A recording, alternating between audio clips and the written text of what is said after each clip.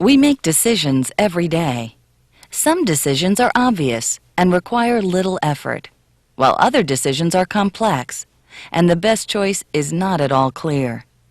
Your ability to make effective and timely decisions is a key job skill that you need as a supervisor. We make many decisions every day, so many that you would think we would know how to do it. But the quality of your decision-making is one of the most important factors that will determine whether you are viewed as an effective supervisor or one that is considered ineffective. The quality of your decision-making is a major job performance factor that you are evaluated on by both your boss and your employees. Effective decisions require a well-thought-out rationale that takes into account overall goals, alternatives, and consequences.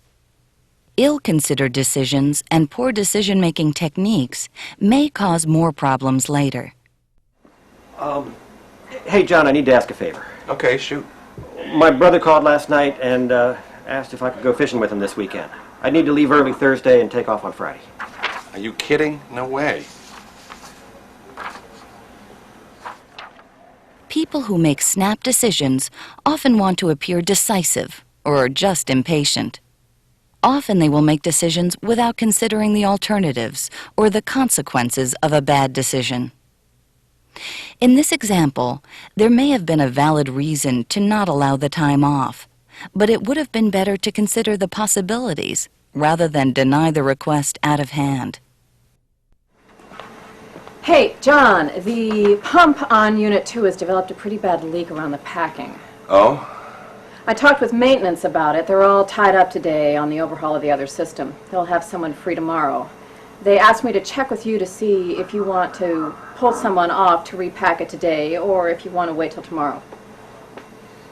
Okay, I'll think about it. Procrastinators often try to avoid making decisions, often out of fear of making a wrong decision.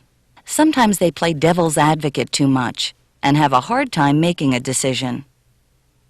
It's a good idea to gather information and then make a decision based on that information. But delaying decisions too long could cause problems. Supervisors that procrastinate can be viewed as weak, unfocused, or indecisive. We've been looking at the possibility of replacing the control system on Unit 3 with a new digital system. I think we can get some significant gains in efficiency if we do that. Digital? Nah, we don't need that. Analog works just fine. I mean, we've been using the analog system for 15 years. Nobody's ever had a problem with it. No reason to change now. In this example, the decision was made purely on the basis of what was done in the past. While this kind of decision-making can be a result of an organization's culture, it is often because the person making the decision lacks knowledge or experience, or sometimes they're generally resistant to change, or don't know how to handle diverse opinions. Sometimes the best course may be to continue doing something the way your group has always done it. However, it's a good idea to consider if conditions have changed in a way that would support a decision to try a new way of doing something. Hey, Kate, I hear that Bill and his cronies decided to replace the control system on this unit with some new computerized stuff. Is that true? That's the scuttlebutt. Doggone it. Why don't they ask one of us about it? In this example, a decision that could affect a large number of people in the operation was made by one individual or a small group. It is important that decisions that have a wide impact on an organization have wide acceptance and support among those who are affected by the decision.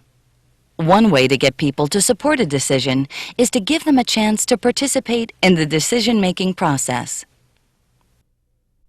There are many common examples of poor decision-making techniques. Similar decisions might have to be handled differently under different circumstances.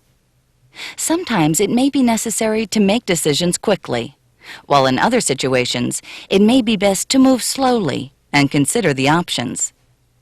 The key is to use good judgment and apply the concepts that are taught in other parts of this program. If you can do that, it'll strengthen your ability to be an effective decision maker. One way to categorize decisions is whether the decision is low consequence or high consequence. It is important to correctly judge which type of decision needs to be made because they are handled in different ways and the consequences are different. When determining whether a decision is low consequence or high consequence, you should consider the type and size of the organization. How many people will be involved in implementing the decision or be affected by the decision, and the impact the decision will have on things like productivity, safety, and environmental issues. The terms high and low are relative, and each situation must be defined by how it fits into the specific organization. In general, low consequence decisions do not affect the organization as a whole and do not require acceptance by a large number of people. Low consequence decisions are generally small decisions that can be made quickly and forgotten. Most of the decisions supervisors make every day are low consequence decisions. But even with low consequence decisions, good judgment is required. Low consequence decisions can be divided into two broad types: operations-oriented and people-oriented. Low consequence operational decisions require an efficient response more than a lengthy decision-making process. A typical example might be to decide whether to pull someone off one job to repack a pump or to wait until someone is available. Review the facts quickly but thoroughly. Come up with a first answer. Compare the first answer with one or two other possibilities and decide which is the best decision. Trust your judgment and don't dwell on the decision. Low-consequence, people-oriented decisions are often important to the people involved, even if they are low consequence in the context of the whole organization. A typical low-consequence decision might be whether to approve a request by a worker for a scheduling change. For this type of decision, some things to consider are: is there a written policy that can be applied to the situation? What effect will the decision have on relationships with others in the organization? Will granting the request endanger others' health or safety? Will granting the request adversely affect the plant's output? Although this type of decision is a low-consequence decision, there could be some significant negative consequences if these factors are not considered. High-consequence decisions are generally more complex. High-consequence decisions may involve large amounts of money or other resources, or they may have a greater impact on such things as productivity, safety, and environmental issues. High-consequence decisions are likely to require careful consideration of a larger variety of factors than low-consequence decisions, and they often require greater acceptance and support throughout the organization. High-consequence decisions can also be divided into two broad types.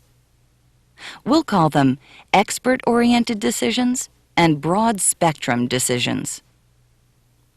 Expert-oriented decisions are most often technical decisions that do not generate much controversy among others in the operation. Although such decisions may not require wide acceptance and support, they can be high-consequence decisions when implementing the decision involves a large amount of money or other resources. If the decision will have a wide effect on people and the organization, such as a major restructuring of job responsibilities or changing the structure of the organization, then the nature of the decision changes. This type of decision is called a broad-spectrum decision. Making the decision of whether to overhaul a control system or replace the control system might be decided primarily on technical issues. But what if another option were introduced that would change the whole way the work was done, such as replacing it with a system using more advanced technology? In this situation, the decision would probably still require technical expertise, but the nature of the decision would change to a broad-spectrum decision. Making high-consequence decisions involves defining the desired outcomes and other conditions, gathering the relevant facts, identifying alternative choices, deciding on the best choice, and developing an effective implementation plan. There are several questions that must be answered before the decision-making process starts. The first question is, what must be decided? A decision might be whether it is more cost-effective to overhaul a control system or buy new equipment of the same type. Later, it might be determined that another option is to purchase, at a somewhat higher cost, newer and more advanced equipment that would change the whole way the work was done. So the real issue to be decided would change to whether it's more cost-effective to keep the same workflow design or to redesign the workflow to take advantage of more advanced equipment. Making sure that the real issue is defined will avoid wasting time and resources on considering the wrong decision. The next question is who will make the decision. That will depend on several factors, including whether the decision is high consequence or low consequence, the amount of expertise or knowledge of the decision area that is required, and the degree of acceptance required to effectively implement the decision. There are several possibilities. One is the supervisor alone. This is a natural choice, assuming that the decision affects the supervisor's area of responsibility and the supervisor has the expertise. Another possibility is a person selected by the supervisor. Supervisors should not assume that they need to make every decision alone. Even though a supervisor is ultimately responsible for decisions that affect his or her operation, sometimes it is more effective to select someone to make the decision. This can be the best choice on a low-consequence decision if the person has more direct knowledge of the decision area than the supervisor, and when it is a technical decision that will not generate much controversy among others in the operation. Sometimes the decision is made by the supervisor in consultation with others. This is often the best choice when a high-consequence, expert-oriented decision is needed, and the decision will have minimal impact on other staff members. In some cases, the decision is made by a team or other group that is representative of those in the organization who will be affected by the decision. This is often the best approach with high-consequence, broad-spectrum decisions that need wide acceptance and support from the people who will implement the decision, or from people who will be affected by the decision. The third question that must be answered before the decision-making process begins is, when must a decision be reached? Answering this question often requires self-discipline and good judgment.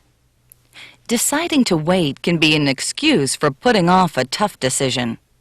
On the other hand, it might be advisable to wait if you expect conditions to change, or it might be crucial to act quickly or by a certain deadline. Finally, you should ask, what else is needed? What information is needed to make an informed decision? Or who can help in the decision-making process? Thinking through at the start what is needed to make an informed decision can save time in the long run. The first and most important step in the decision-making process is to define the desired outcome from the decision. The desired outcome is the primary goal or result that the decision must accomplish.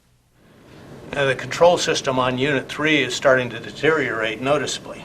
Now, we can cope with that until the scheduled shutdown, but we'll have to decide whether it's more cost-effective to overhaul it or replace it during the shutdown. And if we decide to replace it, then we'll have to decide what to replace it with. The desired outcome in this example is to find the alternative that will be the most cost-effective. Carefully defining the desired outcome is important because alternatives are judged on whether or not they can achieve the desired outcome. Carefully defining the desired outcome also ensures that you are considering the right decision. While there may be a number of potential decisions that will achieve the desired outcome, there may be other conditions beyond the primary goal that must be met, or conditions that must be avoided in the course of making and implementing the decision. For example, there may be rules or procedures that must be followed in making and implementing the decision. These additional requirements or conditions are called boundary conditions. In general, boundary conditions define limits on the actions that can be taken in the course of making and implementing the decision. Let's look at a situation where a seemingly simple decision must be made. Last night my brother called and asked me if I could go fishing with him this weekend. I'd need to leave early Thursday and take off on Friday. Thursday and Friday. That could be a problem, Joe. Rick is on vacation, and we've got that big special order to get out. Yeah, I know, but Andy said he could cover my shift. The supervisor's primary job is to make sure that the operation continues to run smoothly, so that defines the desired outcome. But what other requirements or boundary conditions must this decision satisfy? One important condition is likely to be that it cannot endanger the health and safety of other workers. Another might be that production can't be adversely affected by giving Joe the time off. The decision must also be in compliance with written rules and guidelines for the organization. A fourth boundary condition could be that the decision should not cause resentment on the part of other workers, if, for example, Joe's absence causes them extra work. However, yet another condition might be to try to accommodate special requests from employees for the sake of maintaining good morale, as long as the other conditions are met. In many cases, a supervisor has some leeway in making decisions like this. Well, Joe, it's a little tight, but if Andy can cover your shift, then you can go ahead with your plans. Great. This was not the only possible decision. For example, giving Joe the time off could be disruptive to the operation. In that situation, meeting the desired outcome would require that the request be denied. The boundary conditions for this kind of situation will vary from company to company. But as long as you know what those boundary conditions are, the decision can be made. Once the desired outcomes and boundary conditions have been defined, it is usually necessary to gather enough information so an informed decision can be made. Making an informed decision requires that the decision maker has enough information to properly evaluate the alternatives. So gathering information is an important step in the decision-making process. Let's look at a simple example that illustrates the process. Hey, John, the pump on Unit 2 has developed a pretty bad leak around the packing. Oh? I talked with maintenance about it. They're all tied up today on the overhaul of the other system. They said to check with you to see if you want to pull somebody off to work on it today or if it can wait till tomorrow. Is the pump still maintaining enough flow? Yeah, it's running okay, but it needs to be repacked. Is there a safety hazard if we wait a day? No, it should be okay. If we pull somebody off that other job, that'll delay getting that system back online. If the pump is operating okay and there's no safety hazard, we'll wait until tomorrow to repack the pump. But I need you to keep an eye on it and let me know if anything changes. Great, sure will. Thanks. Sure. John determined that the pump was running adequately, and there was no safety hazard if the repair was delayed. He considered the alternative of pulling someone off another job to repack the pump, and considered the consequences of that alternative. After weighing all of those factors, John made the decision. The entire process took less than 1 minute. In this example of a simple low-consequence decision, only a limited amount of information was needed to make the decision. For more complex, high-consequence decisions, more information is usually needed.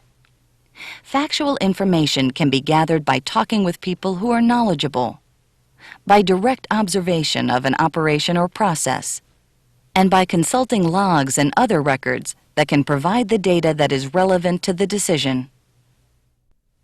The second type of information that is helpful in the decision-making process is people's opinions. Asking people's opinions is important to find out the different sides of an issue, and to give everyone who will be involved in implementing the decision an opportunity to participate in the decision-making process. Even opinions that are based primarily on emotional responses must be considered. In decisions where people are faced with change, it is important to have wide acceptance and support for the changes. Hey, Cliff, how's it going? Hey, yourself. Going pretty good. Good. Listen, we had a meeting the other day about the control system on this unit. Looks like we're finally going to be able to replace it during the next shutdown period. Now, one of the options is to replace it with a new computerized control system. What do you think about that? Well, if I have anything to say about it, I don't think I'd be in favor of it. Really? Why not? Those things are really fussy, and they're tough to troubleshoot. When asking for opinions, you should also ask for any facts that might support the opinion. This is important to determine whether the opinion is based on facts or emotions. Also, people's opinions will bring relevant facts to light. Well, that's interesting. Do you have any specific information? Well, I was talking to some of the guys from the plant up north. They put a computerized system in, and they're having a lot of problems with it. They had to take the whole system offline to find a problem with the flow controls. Wow. Turned out to be a software glitch. Complex, broad-spectrum decisions are often made by teams or groups that are representative of the various departments involved in the decision. When a decision is being considered by a group, it is best to develop agreement about the decision among the group members. This is called building consensus. Building consensus seeks to select an alternative that is acceptable to everyone. Now, the control system on Unit 3 is starting to deteriorate noticeably. Now, we can cope with it until the scheduled shutdown, but we know we're going to have to work on it during the shutdown, so we'll need to decide the best way to go. Now, we've identified 3 alternatives. First, overhaul the system. Second, replace the system with new equipment of the same type. Or third, replace the system with a new advanced design that'll be more efficient, but it'll cost more up front. So, we need to look at all the factors and come up with the most cost-effective approach. The group considers all of the information that has been gathered, and that information is considered in light of the desired outcome, which is to identify the most cost-effective plan. Doing an overhaul would bring the current system up to specs, which would bring about a 1% Training benefit. requirements for the advanced system would be much more extensive The than... 2 replacement systems. We can expect an overall savings of about 3% with the Overall advanced. costs of equipment and installation. We found that the cost of the new advanced system would be 15% higher than the same type. Replacing the system with new equipment of the same type, we should see a 2%. Talking with people around the plant, some would like to see us upgrade the system, but others are going to feel threatened. Well, do you think additional training would help them feel less threatened? Definitely, and some would benefit from basic computer training. When trying to reach consensus, it's important that each member of the group shares his or her opinions about the options. One problem that can be encountered is something called groupthink. This occurs more in groups such as teams or departments where individuals discount their own ideas to conform to the will of the group or another individual. In this situation, decisions are made with a limited set of options, and more effective options may not be considered at all. So it's important that everyone has an opportunity to participate in the process, so that there will be a stronger commitment to the final decision. This airing of opinions also helps to clarify where agreement exists and where it's missing. With all of the information considered and all of the key personnel heard from, it's time to make the decision. Some decision-making situations can be quite complicated. Some will have many options, and in some cases, several people will have different opinions on which options are best. When a group of people gets stuck trying to sort out the options and make a decision, there are several tools that can be used to help build consensus. For example, the Impact Effort Grid is a simple but structured way to order the options in a way that identifies the options that will give you the best results for the least effort. The impact of a decision is a measure of how well the decision will meet the desired outcome or goal for the decision. Effort can be measured in labor, time, money, or any other resource that must be expended to implement the decision. To use the Impact Effort Grid, identify the options using brainstorming or another method and write each option down. It's a good idea to use flip charts or a large board so someone can write for everyone to see. Discuss the impact each option would have on meeting your goal, and write the impact ratings on the board. Impact ratings can be high, medium, or low, depending on how well each option would meet the goal. Well, overhauling the system would improve performance and reliability, but in the long run, we'd probably have to overhaul it again within a short time. So even though it would cost less to do it, I would rate that option as low impact. Anybody else have an opinion? No, it sounds all right to me. Okay, we'll give that a low. Okay, now how would we rate the option of replacing the system with a new version of what we have now? I'd rate it high. The replacement system is much more reliable, and coupled with an increase in efficiency, it would give us an excellent return over the long haul. I think the numbers support that. Are we all agreed? Absolutely, yes. Okay, we'll give that a high. I would also give the new advanced system a high impact rating. The new technology should give us much more reliability and efficiency. Yeah, I think he's right. Okay. Now the group rates each option based on the amount of effort required and writes those ratings on the board. The ratings might be numerical. The higher the number, the greater the effort. Based on the projected cost of materials, I'd say overhaul would rate the lowest on the effort scale. Let's give that a 1. I definitely agree that the overhaul would be the easiest. Replacement with a new version of the same system would have the same advantage. Of course, the cost of buying the hardware would be much higher. I would rate that option a 2. We have overhaul as a 1, and we have direct replacement as a 2. What about the advanced technology system? Well, the cost of hardware is quite a bit higher, and the installation time is longer. Also, people would need to be trained on the new system. It looks like the effort rating on the new technology is high. Let's say a 3. Okay, anybody have a different view? No, I think that's great. Okay, we'll give it a 3 here. When all the options are rated, they are plotted on a grid. The 3 levels of impact are listed down the left side, and the 3 levels of effort are shown along the bottom. Each option is entered in the square that corresponds to its ratings for impact and effort.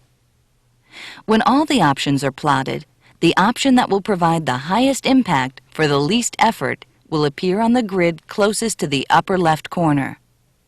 In this example, option 2, replacing the system with a new version of the same type, gives high impact, but with only a medium level of effort. The other options either provide less impact or greater effort. In a situation where the data does not clearly point to one alternative, or the factors involve more opinions or emotional issues, the weighted voting technique is one way to determine how strongly each member of the group feels about the options. Weighted voting works like an allowance. Everyone has only a certain amount to spend, and it all must be spent.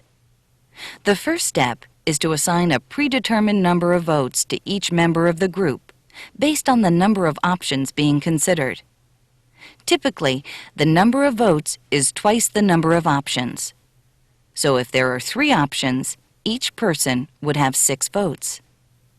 In step 2, each member of the group decides how they would distribute their votes according to which options they favor and how strongly they favor them. If a person strongly favors one option, he or she can put all of the votes on that one option. If a person slightly favors one option, but also likes another, the votes can be distributed according to the relative strength of the opinion. The third and final step is to chart the voting on a grid. In this example, the names of the people voting are listed down the left side of the grid, and the options are listed across the top. Each person records his or her vote allowance on the grid. When all the votes are recorded and totaled, the team can see where agreement exists among the options. The option or options with the most votes is where there is the most agreement and support from the group. If necessary, this method can be done several times to narrow down the options. Once a decision is made, converting it into action involves a number of steps. First, those who must actually carry out the decision, or those who are affected by it, must be informed about the decision. Hi, Andy. How you doing? Yeah, I was just talking with Joe, and he wants some extra time off on Thursday and Friday, and he said that you could cover him. So you're willing to work the extra time? Okay. Well, then you relieve Joe at 1 o'clock on Thursday, and you take the whole day on Friday. Okay? Okay, Andy, thanks. Bye. In this simple example, John makes sure that those directly involved in the decision, Andy and Joe, are informed of the decision and know what to do. Hey, Joe. I just talked to Andy, and he's all set to cover for you Thursday and Friday. Hey, great. It's been a long time since I spent any time with my brother. I really appreciate it. Well, I'm glad we were able to work it out. But you owe Andy one. Yeah, you're right about that.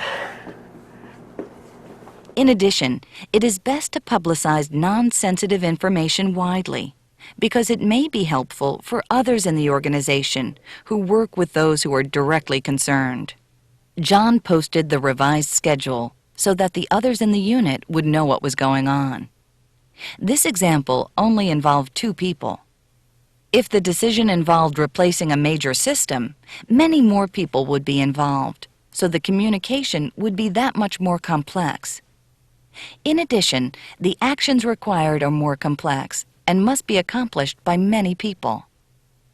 Each specific action must be planned and scheduled. And each specific action must be assigned to a responsible person who is qualified for the task. Finally, there must be feedback along the way to track the progress of the work and to evaluate the results once the work is completed. In the example of replacing the control system, feedback could consist of information about costs, progress of the work, training, and other aspects of the installation. Once the system was installed and tested, there would be continuing evaluation of the improvements in reliability and productivity. All of this information would be used to determine if the results of the decision achieved the goal that was defined at the beginning.